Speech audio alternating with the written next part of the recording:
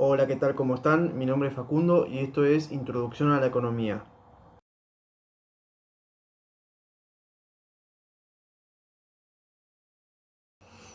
Los mercados suelen clasificarse en función de distintas características. En este video vamos a ver cómo se clasifican según el grado de concentración de la oferta que tengan cada uno de los mismos.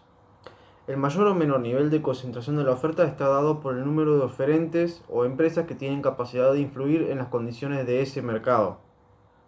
Por ejemplo, en un mercado muy concentrado va a haber un grupo reducido de empresas que van a tener una participación muy elevada en las ventas de ese mercado y van a disponer de gran margen para fijar o influir sobre el nivel de precios y sobre las cantidades que se ofrecen en dicho mercado. Este mercado no va a ser competitivo, en el sentido que los precios y cantidades no se determinan por la libre competencia entre oferentes, sino que hay otros factores de poder que se utilizan para fijar precios.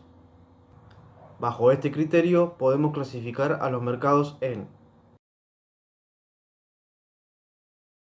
un mercado de competencia perfecta, que es como el que vimos en la unidad 2, se supone que hay un montón de oferentes, pero ninguno tiene la capacidad para fijar el precio del producto.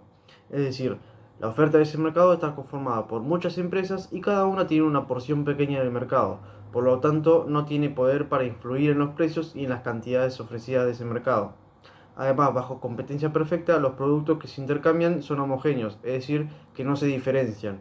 Por lo tanto, al consumidor le da lo mismo comprarle a un oferente o a otro. Obviamente que va a dejar de comprarle a un oferente porque éste aumenta unilateralmente sus precios. Por lo tanto, va a dejar de comprarle a ese y le va a comprar a otro, ya que los productos son idénticos. De la interacción entre la oferta y la demanda surge el precio y las cantidades que se intercambian en ese mercado. Dentro de los mercados de competencia imperfecta vamos a poder encontrar tres principales: el mercado monopólico, el mercado oligopólico y un mercado de competencia monopolista. Un mercado es monopólico cuando una sola empresa concentra la totalidad de la oferta. Esto le otorga un gran poder para definir el precio y las cantidades a ofrecer en ese mercado. Al ser una única empresa, no tiene ninguna competencia, por lo tanto, puede fijar libremente el precio que considere, a menos que haya una regulación estatal. Por ejemplo, en Argentina hay una sola empresa que produce aluminio primario, lo cual le da un gran margen para fijar el precio de venta. Otros monopolios son Metrogas y Edesur, pero en este caso el Estado debe autorizar los incrementos de precios.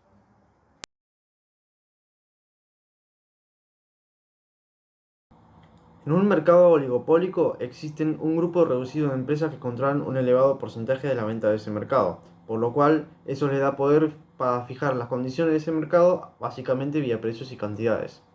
Un ejemplo muy claro es el del mercado del cemento. Hay tres empresas que son muy grandes y muy conocidas que controlan más del 80% de las ventas de ese mercado, y esto les permite utilizar diversas estrategias. Incluso tácticamente pueden acordar el precio de venta de cada una de ellas y ejercer cierto poder sobre sus distribuidores. En este caso hay que hacer un apéndice porque los oligopolios en una economía suelen tener un efecto muy negativo.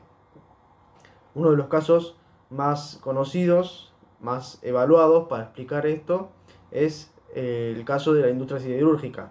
Hay una empresa que controla más del 80% de la oferta de acero laminado en el país y esto le da fortaleza para fijar los precios de ese mercado. La capacidad de esta empresa para aumentar sus precios termina impactando en muchos rubros de la economía y genera presiones inflacionarias, es decir, genera mucha inflación. Hay que tener en cuenta, obviamente, que el acero laminado, y es por esto que elegí este ejemplo, es un insumo básico para la producción de vehículos, tractores, hojalatas para envases, heladeras, cocinas, lavarropas, construcción. Es decir, tiene una clientela demasiado grande, un montón de rubros como clientes. Entonces, en la medida que aumente el precio de este insumo, van a aumentar los costos de producción de todos esos actores que lo utilizan. Esto se va a trasladar a los precios de ventas y va a generar una inflación bastante grande. Los mercados de competencia monopolista se caracterizan por estar conformados por muchas empresas, pero ninguna tiene una significativa participación de las ventas de ese mercado. Además, se caracterizan por ofrecer un producto diferenciado que le da la posibilidad de determinar sus precios de venta. Un ejemplo son las peluquerías, los restaurantes o los hoteles.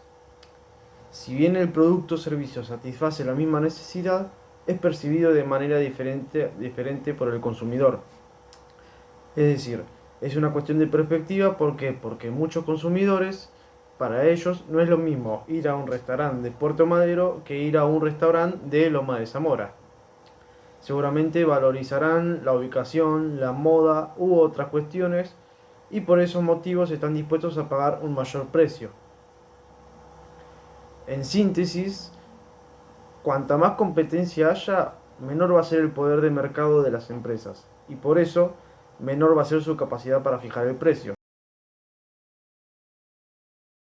Si bien vimos que cuanto mayor es el grado de concentración de la oferta, mayor es la capacidad con la que cuentan las empresas para fijar los precios de un determinado mercado, es importante agregar que si contemplamos el comercio internacional, las posibilidades de fijación de precios son todavía más acotadas, se reducen muchísimo más.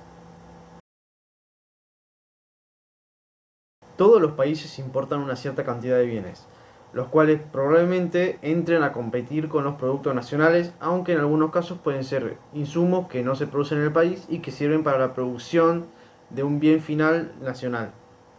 En fin, si el precio de esos bienes importados es menor que el que tienen las empresas nacionales, esto va a provocar una reducción del precio y probablemente del margen de ganancia de la producción nacional, ya que si no los consumidores van a optar por bienes importados. Un problema que suele surgir con mucha continuidad en estos casos es que las empresas nacionales directamente no puedan producir. ¿Por qué? Porque los productos importados son tan baratos que directamente son menores a los costos unitarios de las empresas nacionales. Esto provoca la quiebra de las empresas y el aumento del desempleo por la pérdida de esos trabajos. Es por estos motivos es que los gobiernos suelen aplicar distintas medidas para desalentar la importación de bienes de consumo cuando hay producción de los mismos. Como por ejemplo, una de estas medidas pueden ser el cobro de aranceles o la imposición de cuotas de importación. Por estas cuestiones, al momento de fijar el precio de un producto local, es necesario tener en cuenta cómo van a impactar las variables vinculadas con el comercio exterior. ¿Por qué? Porque estas van a marcar un techo que los precios locales no van a poder sobrepasar. Esta ecuación indica cuáles son las variables relevantes a la hora de fijar los precios de los bienes locales, que vamos a llamar bienes importables. PM es el precio de los bienes importables, que son los bienes que se producen localmente pero que pueden ser reemplazados por bienes importados. PI es el precio internacional. Es el precio de referencia al momento de realizar intercambios con el resto del mundo. El mismo se fija en función de la oferta y la demanda mundial. Cualquier persona física o jurídica que quiera comprar un determinado producto sabe que puede hacerlo a ese precio de referencia. Por este motivo, si algún productor quiere venderlo a un precio más elevado, probablemente no encuentre comprador. TCN es el tipo de cambio nominal y es el valor de una moneda extranjera expresada en términos de moneda nacional. Es decir, cuántas unidades de moneda nacional necesito para comprar una unidad de moneda extranjera. En Argentina, el tipo de cambio más relevante es el del peso respecto al dólar. AI son los aranceles de importación. Son tarifas que se deben pagar para poder importar un producto. Muchas veces se utilizan para proteger a la industria local de los bienes importados, ya que la aplicación de aranceles a la importación encarece el precio de venta del producto importado en el mercado local. Supongamos que una licuadora importada tiene un precio internacional, PI, de $10, que el tipo de cambio TCN es de 90 pesos y que no hay aranceles a la importación de ese producto, es decir, AI es igual a 0. La licuadora importada saldrá 900 pesos en el mercado local. El importe surge de multiplicar su precio en dólares, PI, por el tipo de cambio, TCN, dado que no hay aranceles de importación. Por lo tanto, el precio del bien local que compite con las importaciones, es decir, el precio de las licuadoras nacionales, PM, no podrá ser mayor que ese valor. Si se vendiesen las licuadoras nacionales a 990 pesos, nadie las compraría ya que podrían adquirir la importada a menor precio. De esta manera, observamos cómo los productos importados pueden limitar la capacidad de las empresas locales de fijar sus precios. Las empresas nacionales que no puedan reducir su precio de venta hasta 900 pesos van a cerrar sus puertas y va a aumentar el desempleo. Una alternativa para evitar esta situación y proteger a la industria local sería establecer aranceles a la importación, AI, de licuadoras, por ejemplo del 10%. Con el establecimiento de aranceles a la importación, las licuadoras importadas se venderían a 990 pesos, lo cual permitiría a las empresas locales competir por ese mercado, evitando el cierre masivo y los despidos en ese sector.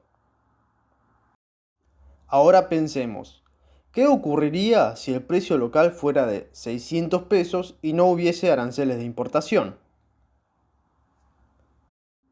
Si el precio local fuera de 600 pesos, la producción nacional no se vería presionada por las importaciones y lentamente el precio de las licuadoras nacionales comenzaría a subir hasta situarse en un valor muy próximo a los 900 pesos. Con estos simples ejemplos podemos observar cuán determinante resulta el precio internacional, el tipo de cambio y los aranceles de importación al momento de fijar los precios internos. Argentina exporta en gran medida productos agropecuarios, y esto genera una dinámica particular a la hora de fijar los precios internos de algunos bienes, como por ejemplo los alimentos, que ahora vamos a ver a continuación. PX es el precio de los bienes importables. Es el precio de los bienes que se producen localmente pero que pueden exportarse. Básicamente los alimentos o los insumos para producir alimentos como harina, trigo, maíz o aceite, entre otros. PI es el precio internacional, que es el precio de referencia al momento de realizar intercambios con el resto del mundo. El mismo se fija en función de la oferta y la demanda mundial. Cualquier persona, física o jurídica, que quiera comprar un determinado producto, sabe que puede hacerlo a ese precio de referencia. Por este motivo, si algún productor quiere venderlo a un precio más elevado, no va a encontrar ningún comprador. TCN es el tipo de cambio nominal, y es el valor de una moneda extranjera expresada en términos de moneda nacional, es decir, cuántas unidades de moneda nacional necesito para comprar una unidad de moneda extranjera. En Argentina, el tipo de cambio más relevante es el del peso respecto al dólar. DE son los derechos de exportación, que son tributos que deben pagar los exportadores por vender sus productos en el exterior. En el caso de los productos agropecuarios, habitualmente los llaman retenciones a las exportaciones. Algunos cultivos, como el trigo, pueden colocarse en el exterior con suma facilidad, en el sentido que hay una amplia demanda por parte del resto del mundo. Imaginemos que el precio internacional PI es de 200 dólares la tonelada y que el tipo de cambio TCN es de 90 pesos. Por el momento no hay derecho de exportación, por lo tanto DE es igual a 0. El productor exportador va a obtener 18.000 pesos por colocar una tonelada en el exterior. Por tal motivo no va a vender en el mercado interno la tonelada de trigo por menos de ese precio. Aun si obtuviese un beneficio razonable vendiendo la producción en el mercado interno a 16.000 pesos, no lo va a hacer, ya que puede exportar la totalidad de su producción y obtener el equivalente a 18.000 pesos por tonelada. Pensemos ahora, ¿qué ocurriría si aplican derechos de exportación de, por ejemplo, el 40%? En ese caso, el exportador va a recibir por la tonelada exportada 10.800 pesos, ya que va a pagar en concepto de derecho de exportación 7.200 pesos. Como por cada tonelada exportada recibirá 10.800 pesos, va a estar dispuesto a vender en el mercado interno a ese precio la tonelada. El menor precio pagado por la tonelada de trigo en el mercado interno podría contribuir a evitar que los precios de algunos alimentos, como panificados o pastas, aumenten.